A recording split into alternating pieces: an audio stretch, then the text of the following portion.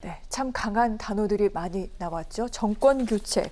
이를 이루겠다는 절실함으로 나섰다라고 얘기를 하면서 정치 참여, 사실상 대권 도전을 선언했습니다.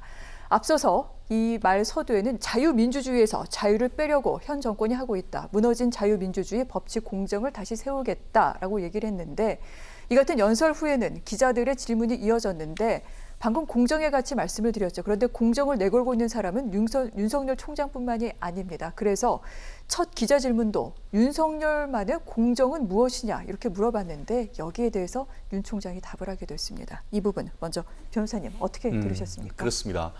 사실 문재인 대통령 같은 경우에는 지난 그 정권 동안 그 개헌안을 마련했는 적이 있습니다. 그 개헌안에는 현재 개헌안과 두 가지의 차이가 있었습니다.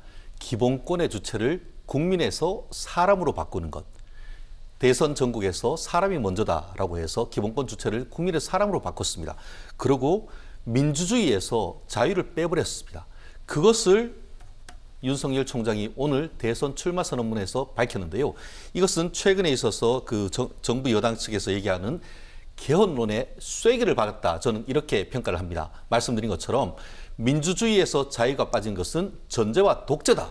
그렇기 때문에 그런 식의 개헌은 있을 수가 없다라는 선언을 했던 것이고 나아가 말씀드린 것처럼 기본권의 주체도 사람이 먼저다라고 하면서 이번 정권이 그 집권을 했다고 하면은 말이면 사람을 먼저다라고 했지 실질적으로는 민생이 도탄에 빠졌다라고 하면서 현재의 어떤 그 대한민국의 현실의 인식을 5개로 분노하는 나라로 얘기를 했습니다. 뭐냐 하면은 현 정권이 청년이 분노하는 나라, 국민의 국가를 위해 희생한 사람들이 분노하는 나라, 산업화를 위해서 일생을 바친 분들이 분노하는 나라, 민주화에 헌신한 분들도 분노하는 나라, 마지막으로 세금을 내신 분들도 분노하는 나라, 현 인식을 그런 식으로 평가를 했는데요.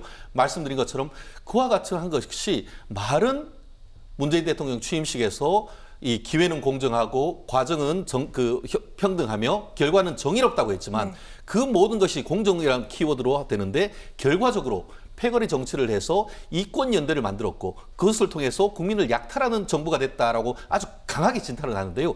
그것이 바로 지금 문재인 정권이 말만 하는 공정이 아니고 얘기하는 것처럼 지금 그 윤석열 총장은 현재 그 헌법이 담고 있는 가장 핵심적인 가치인 자유민주적 기본 질서를 확립하는 것을 기초로 공정을 실현하겠다라고 선언을 했다는 점에서는 헌법의 재발견 그리고 문재인식 개헌론에 쐐기를 박았다. 저는 이렇게 평가를 하고 싶습니다. 알겠습니다.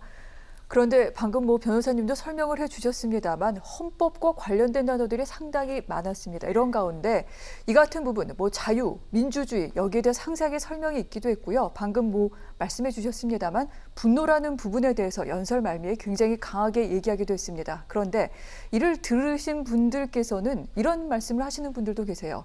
윤 전 총장이 얼마나 분노하고 있는지는 알겠는데 그런데 오늘 이 부분 다른 사람들에게는 어떻게 들렸을지 잘 모르겠다. 즉 공감이라는 차원에서 오늘 연설이 과연 의미가 있는 것인지 이 부분에 대해서 말씀하시는 분들도 계시기도 합니다. 이런 차원에서 변호사님은 어떻게 들으셨습니까? 일단 말이 많이 어려웠고요. 네. 어려운 용어들이 많이 등장을 했고 사실 법률가로서 이제 좀 최 전 변호사 말씀하셨던 자유민주적 기본 질서의 헌법적 의미 이런 것들에 대해서는 사실 윤석열 전 총장, 뭐라고 불러야 될지 모르겠는데 윤석열 전 총장의 그렇게 부르는 게 맞겠죠? 아직까지는 윤석열 전 총장의 의견이 어떤 좀 구체적으로 들어보고 싶은 것도 좀 있었는데요. 저는 이제 충분히 듣지는 못했다는 생각이 들고요.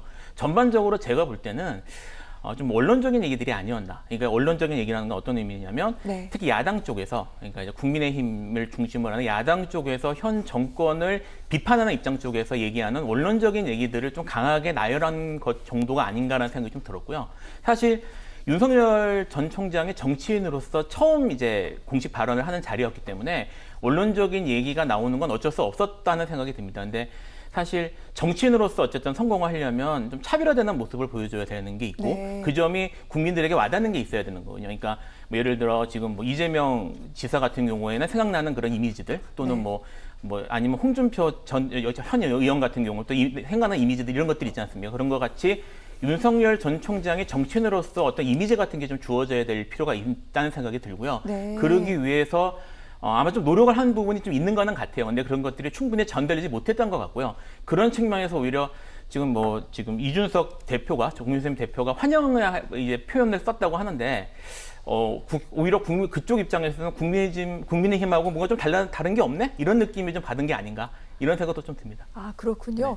네. 이준석 국민의힘 대표가 매우 직설적인 화법이다. 그리고 이 연설문 매우 환영한다라고 얘기를 했는데 이것이 국민의힘이 사실은 진짜 윤석열 전 총장을 환영한다라는 그런 뜻이다. 또 이렇게 해석도 해주셨습니다. 알겠습니다.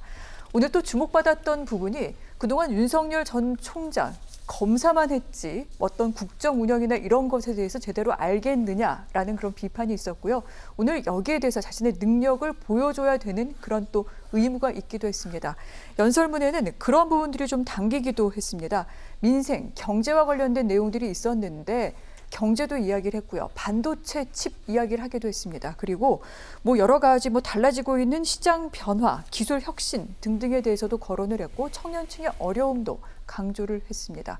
그러면서 현 정권에 대해 소득 주도 성장, 주택 정책, 탈원전, 종부세 여기에 대해서도 재검토가 필요하다. 신랄하게 얘기하기도 했는데 이런 부분 경제 대통령으로서는 공감을 좀 얻었을까요, 변호사님? 일단 코로나 때문에 민생이 어려운 건 사실이기 때문에 이제 현 정권 입장에서는 거시적 경제 지표들은 좋다라고 주장을 하지만 와닿는 거는 사실 힘든 사람들이 많을 겁니다. 그래서 기본적으로 경제적 부분에 대해서 문제 제기를 하는 것이 아마 국민들에게 먹히는 건 기본적으로 있었을 텐데 이 부분도 마찬가지로 국민의힘에서 얘기하는 그런 비판점들과 크게 차이점이 없었다는 느낌이 좀 들고요. 네. 이 부분에 대해서 사실 윤석열 전 총장이 그동안 이제 공부하러 다니는 그런 이미지가 좀 있었잖아요. 네. 거기에 대해 좀 경제, 그다음에 특히 반도체나 아니면 기술 이런 쪽에 관심을 보이는 듯한 그런 모습들을 보여온 건 사실인데, 그리고 오늘도 반도체나 이런 것들을 언급하는 걸 봤을 때 네. 그런 부분에 대해서 좀 어필하고 싶었던 느낌은 있었어요. 근데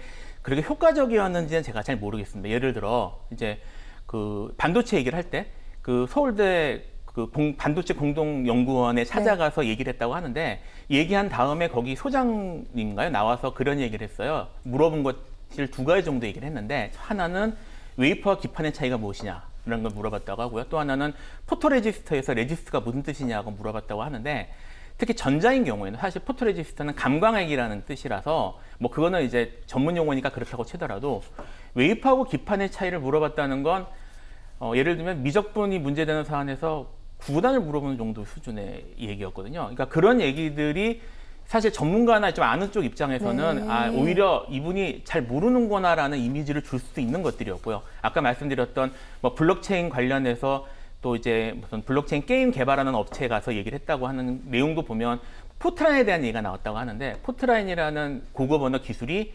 1950년대에 개발된 기술이에요. 그거를 지금 와서 이제 블록체인 개발하는 업체에 와서 포트란에 대한 언급을 했다는 거 이런 것들이 네. 그동안 이렇게 이미지 구축하는데 그렇게 성공적이지 못했다는 게 이제 업계 내에서는 전문가들이 하는 말들이거든요. 그래서 이런 것들이 앞으로 어떻게 극복해서 이미지를 구축할 수 있을지 이런 것들을 좀 지켜봐야 된다는 생각이 좀 듭니다. 그렇군요. 네. 김필성 변호사께서는 그 물리학을 전공을 하셨습니다. 그렇다 보니 과학과 관련해서 상당히 좀 세밀하게 설명을 해주셨는데 저희가 언론에서는 이러하구나 이런 그 표면적인 현상만을 다뤘습니다만 전문가들이 보기에는 이러이런 부분에 대해서 오히려 부족하다는 것이 드러났다. 이 지점에 대해서 어떻게 하면 구체적인 내용을 더 들려줄 수 있을지 이 부분이 숙제다. 이렇게 짚어주시기도 하셨습니다. 최 변호사님께도요. 이 부분과 관련해 여쭤보도록 하겠습니다. 오늘 윤석열 총장의 연설에서 보면은요, 이런 얘기가 있기도 했습니다. 기술혁명 시대 도전을 극복하기 위해서는 과학과 경제사회제도 혁신이 필수인데 이 혁신이라는 것은 자유와 공정, 법치에서 나오는 것이다. 그렇기 때문에 이 같은 부분에 대해서 자신이 좀 해나가야 된다. 적임자다. 아마 이런 얘기를 하고 싶었던 것 같습니다만 사실은 잘 와닿지는 않는다라는 그런 목소리가 많습니다. 구체적인 비전 물론 앞으로 얘기하겠습니다만 저희가 너무 많은 기대를 했던 걸까요, 변호사님? 그렇습니다. 결국 핵심 키워드는 법치와 공정이다라고 다시 환원이 되는데요. 네. 뭐라고 하시냐 하면은 법치의 자약물을 먹고 창의와 혁신이 자란다. 창의와 혁신을 하기 위해서는 지금처럼 자기들끼리 권력을 사유화해가지고는 이루어질 수가 없다. 오히려 자율과 표현의 자유 그리고 공정한 경쟁 그로 인한 성과의 어떤 그 공정한 그 배분 이와 같은 것을 토대로 혁신이 이루어질 수 있다. 그렇지만 현 정권이 얘기하고 있는 식으로 있는 가치를 가지고 가서는 결코 혁신은 성공될 수 없고 실패할 수밖에 없다. 그렇기 때문에 공정과 법치를 회복함으로써 네. 그 토양을 가지고 말씀드린 것처럼 4차 산업혁명 시대에 기술혁명을 가지고 오겠다라는 그런 어떤 것을 한마디로 모든 그 공정과 상식과 법치란 키워드에서 경제적 혁신까지도 이렇게 이뤄주는 면면으로 이어진 나름대로의 어떤 그 철학을 볼 수가 있는데요. 말씀드린 것처럼 국내 정치에 관해서는 상당히 직격탄을 날렸습니다. 말씀하신 것처럼 민주주의에서 자유를 빼면 그것은 전제와 독재다라고 했습니다만 국제관계라든가 경제 질서에 대해서는 좀 애둘러서 현 정권을 비판하는 모습을 보이고 있는데요. 아까 얘기하는 것처럼 그 김 변호사님 말씀하신 것처럼 지금 그 우리나라 같은 경우에는 우리 문재인 정부는 경제 정책과 안보정을 좀 나누고 있지 않습니까? 이른바 안보는 미국, 경제는 중국이라고 해서 경중안미 뭐 이런 식으로 얘기를 하고 있습니다만 현재는 그걸 나눌 수 없다는 거예요. 오히려 그리고 미국 같은 경우에는 최근에 삼성전자와 또 하이닉스들을 비롯해서 국제 어떤 그 반도체 수장들을 불러가지고 이게 웨이퍼를 들면서 이게 지금 바로 이제 21세기의 총하다라고 하는 그 바이든 대통령이 그런 식으로 얘기를 했는데 경제적인 동맹이 결국은 안보와 그 가치 사슬이 이어져서 국내 문제, 국제 문제, 안보와 경제를 나눌 수 없다. 이런 얘기를 지금 기존의 어떤 트럼프에서 이 미국에서 이제 바이든 네. 대통령으로 넘어가고 했던 바이든 대통령이 했던 그 철학을 지금 거의 그대로 네. 지금 윤 전 총장 같은 경우에는 받아들이는 모습. 결국 말씀드린 것처럼 경제에 대해서 얘기하지만 그것이 네. 국제관계에서 경중안미라는 분리 전략에서 경제와 안보도 같이 통합해서 본인에서는 어떤 가치 동맹으로 나가겠다라는 의지를 밝혔다는 점에서 국민에게 좀 더 그것을 뚜렷하게 밝히면 좋겠습니다만 아마 그런 의지를 밝히려고 했던 것은 충분히 읽을 수 있었지 않나 싶습니다. 알겠습니다. 외교와 안보, 경제 뭐 이런 것에 있어서는 분리할 수가 없다라고 하면서 외교에 관련된 분명히 언급도 있었습니다. 이 부분에 대한 설명도 해주신 것 같습니다. 기자들의 질의응답과 관련된 내용도 좀 여쭤보도록 하겠습니다. 오늘 X파일과 관련해서 질문이 있었고요. 여기에 대해서 윤 총장 딱 잘라서 얘기를 했습니다. 선출직 공직자 무제한 검증을 받아야 되는 데는 동일하지만 아무 근거 없는 마타도어를 유통하는 것 국민들께서 평가하실 것이다. 합당한 근거를 갖고 제시하면 국민들께 상세하게 설명해 드리겠다라고 얘기를 했는데 어떻게 들으셨습니까? 그렇습니다. 왜 윤석열 X파일에 대해서 얘기하지 않느냐라는 얘기가 있습니다만 오늘은 잔치자리입니다. 큰 비전을 얘기를 하는 거고 그러다 보니까 그랜드 박인 뭐 이런 것도 나왔습니다만 긍정적이고 적극적인 메시지를 던지는 것이고 물론 그 끝나고 나서 기자들의 질문이 있는데 분명히 그 부분에 대해서는 준비했을 거라 생각을 합니다. 물론 그 X파일에 대해서 좀 더 해명하는 그런 자리를 할 수도 있었겠지만 거기에 대해서 먼저 얘기하면 얘기할수록 결국은 X파일 늪으로 빠져나간다라는 그런 나름대로의 전략적 판단을 했는 것 같습니다. 그렇기 때문에 본인의 어떤 연설문 자체에서는 본인의 어떤 철학과 외교안보까지 경제까지 긍정적인 얘기를 하고 질의 답변에서 이 부분에 답변이 오면은 나름대로 원론적인 답변을 한 것 같은데요. 말씀드린 것처럼 이미 뭐 여러 가지 윤석열 X파일이라는 것이 여러 가지 판으로 해서 지금 돌아다니고 있습니다. 물론 본인 같은 경우에 아직 보지를 못했다라고 하고 있습니다만 윤석열 X파일이라는 게 벌써 나온 지가 오래됐는데 실체를 저 또한 확인해 본 적이 없습니다. 나중에 그 부분이 지금 여당 내지는 야당 내에서도 일부가 제기를 해온다고 하면은 그때 대응하면 되는 것이지 굳이 이 부분에 대해서 아직까지 그 내용이 뭔지조차 알지 못하는 내용 그리고 특히 일부 밝혔던 분 같은 경우에는 파기했다 또 뭐 지금 송영길 민주당 대표는 그런 게 없다고 하는 마당에 굳이 그것이 있다고 하면서 얘기할 필요는 없다라는 나름대로의 전세적 판단을 했는 것 같은데요. 뭐 본인도 얘기하는 것처럼 대선 후보는 철저하게 검증이 됩니다.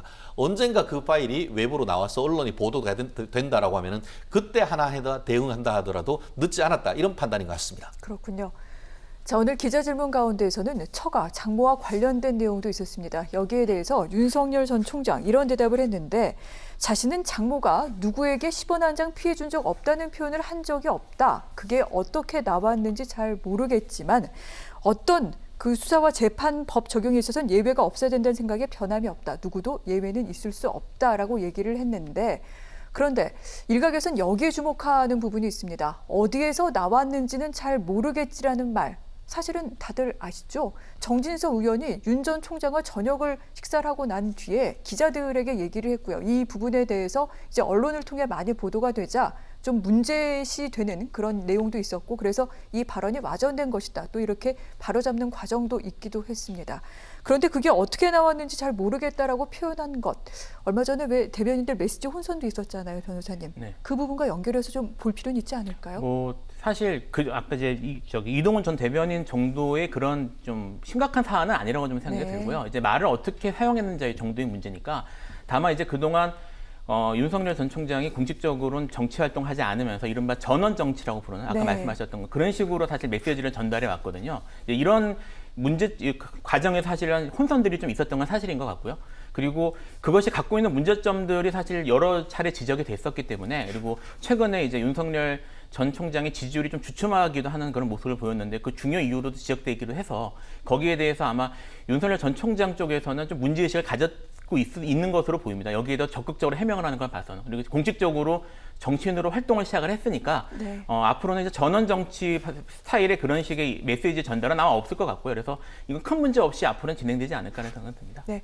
사실 뭐 방금 변호사님도 말씀하셨습니다만 일각에선 그런 얘기도 나왔습니다. 엑스파일보다 사실은 그 대변인 경질, 사퇴 표명이 더 심각한 문제였다라고 말씀을 하셨는데, 변호사님 그 부분 어떻게 보고 계십니까? 사실 그거는 좀 제가 봐서는 저도 문제가 좀 심각하다고 볼 수는 있을 것 같습니다. 왜냐하면 엑스파일은 아까 이제 최재형 변호사님도 말씀하셨고, 제가 지난번엔 방송에 나왔을 때 말씀을 드렸지만, 실체가 확인되지 않는 내용이기 때문에 뭐 구체적으로 어떤 루머가 있다라 정도가 나와줘야지 무슨 해명을 하죠. 근데 사실 그런 상황도 아니고 어떤 게 문제 엑스파일인지도 특정이 안 된 상태여서 이거는 뭐 구체적으로 대응하거나 이러려는 사안은 아니거든요. 근데 만약에 이제 대변인으로 공식적으로 임명된 사람을 통해서 나오는 메시지가 그 윤석열 전 총장 본인과의 생각과 어긋나는 거면 사실 이건 심각한 문제가 될 수 있는 것이어서, 제가 봐서는 지금 이제 좀 무게감은 분명히 다른 것이었는데 이것이 이제 윤석열 전 총장이 외부적으로 전혀 이제 커뮤니케이션하지 않는 상태에서 전원만 했기 때문에 문제가 된 것이고요. 앞으로 이거는 큰 문제는 제가 안 될 것 같다는 생각은 좀 듭니다. 그렇군요. 자, 윤 전 총장 오늘 이제 이렇게 기자회견을 시작으로 광화문에 사무실도 열고 본격적으로 이제 어떤 그 대권 과도에 발을 들이기 시작을 합니다. 검증의 시간, 또한 국민들로부터 평가를 받는 시간이 시작이 됐는데, 앞으로 어떤 모습을 보이게 될지 아울러 저희 뉴스 오늘에서는 또 여러 가지 내용을 또 자세하게 다루는 시간도 마련하도록 하겠습니다.